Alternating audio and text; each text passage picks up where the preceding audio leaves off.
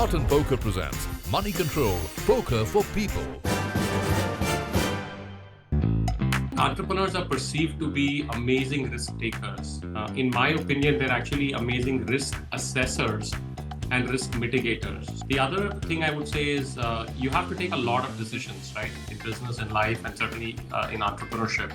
So entrepreneurs are great decision makers, sometimes with ambiguous and not fully available information. So that's another thing.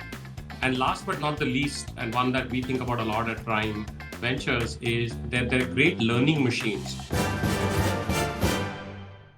So one of the things, in fact, the term poker is often used in an English sort of metaphorical sense, is to have a poker face. But actually the flip is even more true, which is the ability to read a hand or read the room or read the table is an extremely important skill in business, in entrepreneurship, and even in investing. So how do you assess, right? If you're going and pitching an investor, did that meeting really go well or not? Or, how do you assess other poker players on the table in terms of what they have, or are they bluffing, and so on and so forth. So ability to read the room is one that I would pick.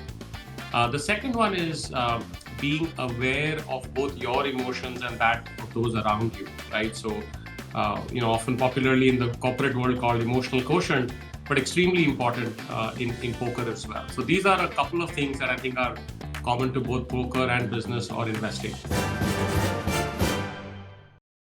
Yes, I do think it's becoming quite popular with entrepreneurs, with investors and so forth. And I do see, how in business school often they will have case studies, which are examples for you to work through as a student to figure out what would I do if I were in this situation.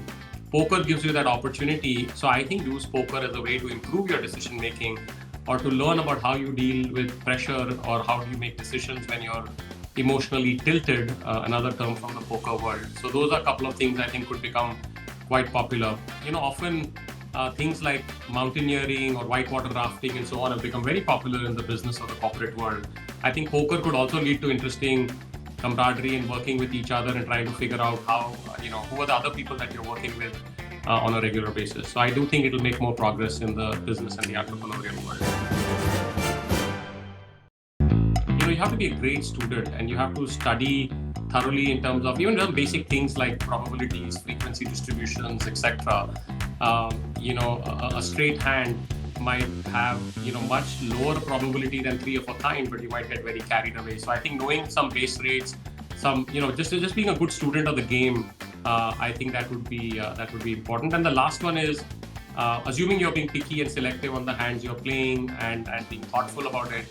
When you do have an edge, or you do have an unfair advantage, then go big, right? Go for it.